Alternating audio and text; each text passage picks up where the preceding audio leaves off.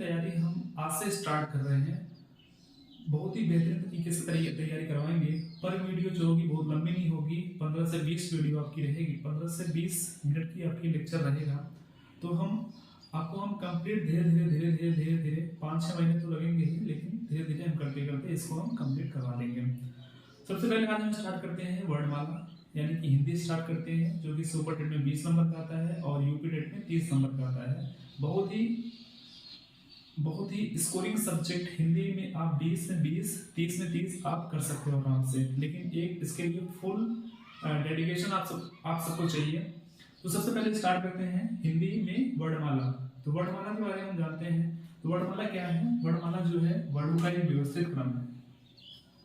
वर्णमाला जो होता है वो जैसे क, ख, ग, घ, हम घ से लेके ज्ञ तक नहीं कह सकते डायरेक्ट।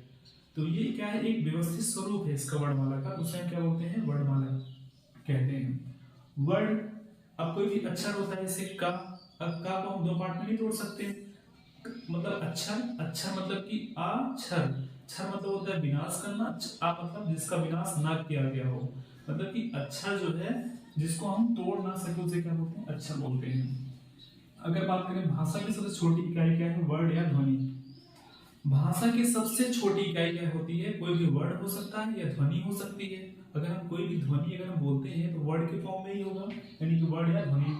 भाषा की सबसे छोटी सार्थक इकाई की बात करें, क्या हो जाएगा? शब्द हो जाएगा। अगर हम बोलते हैं, कोई भी भाषा अगर बोलते हैं, अगर उसका कुछ ना कुछ अर्थ निकलता है, जैसे मान लेते हैं रा का कोई अर्थ नहीं निकला। अगर हम बोलते हैं राम तो इसका अर्थ निकला, मतलब उसकी सार्थक, मतलब उसका सही अर्थ निकला। सार्थक का मतलब क्या होता है? सार्थक, उसका सही अर्थ निकले उसे क्या बोलेंगे? हम शब्द बोलेंगे। ठीक है। अब भाषा की सबसे छोटी लिखित इकाई क्या है? वर्ड। ऐसी भाषा की सबसे छोटी इकाई जिसको हम अलग अंदाज में लिख सकते हैं उसको क्या बोलते हैं? वर्ड बोलते हैं। भाषा की सबसे छोटी मौखिक इकाई क्या है? ध्वनि है। हम किसी भी चीज को अगर हम मौखिक रूप में अगर किसी चीज को अगर बोलते हैं उसे क्या बोलेंगे? ध्वनि बोलेंगे। वर्ड के भेद क्या रहता है? वर्ड के भेद दो प्रकार के होते हैं, एक होता है स्वर, एक होता है क्या? व्यंजन।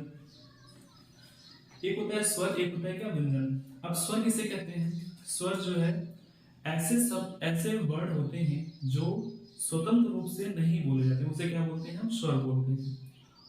और व्यंजन जो है ऐसे वर्ड होते हैं जिसकी सहायता से हम अगर हम किसी चीज को बोलते हैं उसे क्या बोलते हैं? व्यंजन बोलते हैं। जैसे आ, ई उ री तो नहीं लेंगे, ठीक है। ए ओ उसे क्या बोलेंगे? हम स्वर बोलेंगे। इसके बाद व्यंजन जो है का, जैसे का है तो का में क्या है? का हलन प्लस आ, इसमें स्वर क्या है? छुपा हुआ है। ठीक है। खा खा, इसमें खा प्लस क्या हो गया? इसमें क्या है? ये हलन, इसको हम क्या बोलेंगे? इसको हम बोलेंगे हम व्यंजन। और इसमें क्या है? स्वर छुपा हुआ है, यानी कि आ हो गया। ऐसे ग प्लस आ, इसके बाद घ प्लस आ। ठीक है। अगर हम बात करें लिखने के आधार पर स्वरों की संख्या कितनी होती है? 11 होती है। अगर हम देखो आ ई उ हम री को भी काउंट कर लें तो स्वरों की संख्या कितनी होती है? 11 होती है। अगर बोलने के आधार पर बात करें स्वरों की संख्या कितनी होती है? 10 होती है। इसमें दो वर्ड और आते हैं, अंग आह को मिलाकर हम क्या बोलते हैं? अयोगवाह बोलते हैं। और अह जो होता है उसको हम विसर्ग बोलते हैं। अंग जो होता है उसको क्या बोलते हैं? अनुस्वार बोलते हैं। ठीक है। स्वर के प्रकार, स्वर जो है वो 3 प्रकार के होते हैं। एक होता है हर्ष स्वर, एक होता है दीर्घ स्वर, एक होता है क्या? प्लुत स्वर। हर्ष स्वर किसे बोलते हैं? ऐसा स्वर जिसको हम बोलने में बहुत कम समय लगता है उसे क्या बोलते हैं? हर्ष स्वर। जैसे आ ई उ री। ठीक है। ये जो है हर्ष स्वर है, इसको बोलने में बहुत कम समय लगता है, इसे बोलते हैं क्या? हर्ष स्वर। एक होता है दीर्घ स्वर। दीर्घ स्वर मतलब जिसको बोलने में हर्ष स्वर से दोगुना समय लगे उसे क्या बोलते हैं? हम दीर्घ स्वर बोलते हैं। जैसे कि बड़ा आ, बड़ी ई, बड़ा ओ, ए ओ, संयुक्त स्वर, इसको हम संयुक्त स्वर भी बोल सकते हैं। इनकी संख्या कितनी होती है? 7 होती है। प्लुत स्वर, प्लुत स्वर जो है वो हर्ष स्वर से 3 गुना समय लेते हैं उसे हम क्या बोलते हैं? प्लुत स्वर। जैसे राम, ओम, ठीक है। अब देखो इसको संयुक्त स्वर बोलते हैं। संयुक्त स्वर किसे बोलते हैं? संयुक्त स्वर मतलब कि 2 वर्डों से मिलकर अगर बनते हो उसे हम क्या बोलते हैं? संयुक्त स्वर बोलते हैं। कैसे हो सकते हैं ये? आ प्लस ई, क्या हो गया? ए हो गया। ये जो ए हो गया, ठीक है। इसको देखते हैं, आ प्लस आ, ये क्या हो गया? बड़ा हो गया।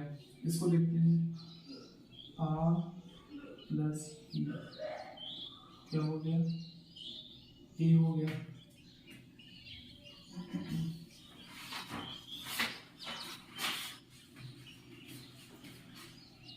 और देखते हैं, आ प्लस ओ बराबर क्या हो गया? बड़ा ओ हो गया। आ प्लस ओ, ये क्या हो गया? बड़ा ओ हो गया।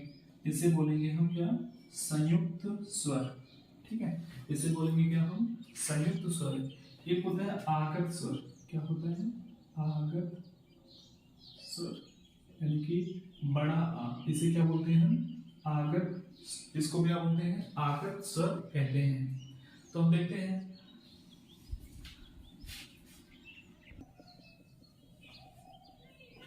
अब देखते हैं आगे हम जीव के आधार पर, जीव के आधार पर स्वर का वर्गीकरण, स्वर का वर्गीकरण। जीव के आधार पर स्वर का वर्गीकरण कैसे कर सकते हैं? इसमें 3 प्रकार के होते हैं। एक होता है अग्र स्वर, एक होता है मध्य स्वर, एक होता है क्या? पश्च स्वर। सबसे पहले आता है अग्र स्वर।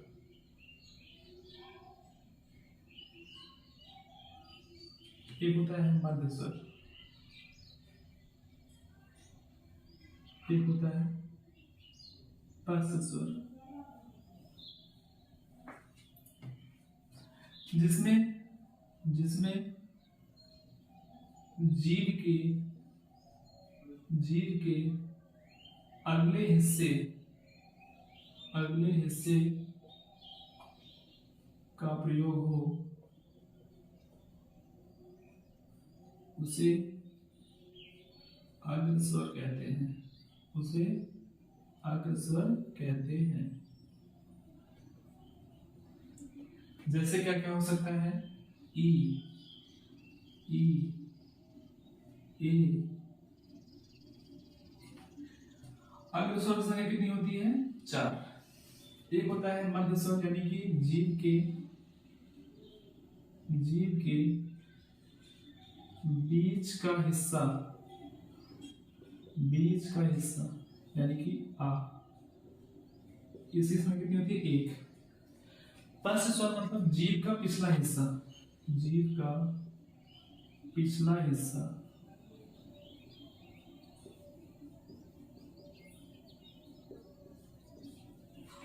जैसे क्या क्या हो सकता है?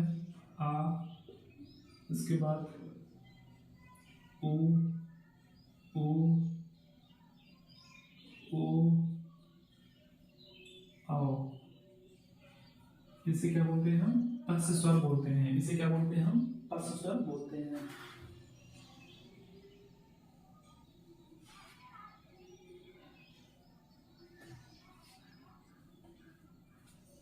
अब हम आगे देखेंगे मुख के आधार पर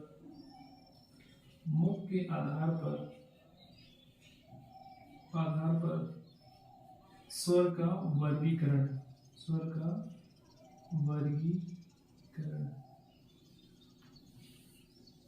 ठीक है। अग्र स्वर मतलब आगे की तरफ लेट जाए। ई, ई, ए है। देखो ई है, ऐसे गिर पड़ती है। ए, देखो यहाँ पे ढलान है ना, यहाँ पे गिर पड़ते हैं। इसे बोलेंगे अग्र स्वर। जीभ का बीच का हिस्सा है आ, जीभ का पिछला हिस्सा है आ, उ, ओ। मुख के आधार पे स्वर का जो वर्गीकरण होगा तो हम देखते हैं अगली वीडियो में। थैंक यू सो मच, इतना प्यार करते रहिए। हम मिलेंगे आपको अगली वीडियो में। जय हिंद।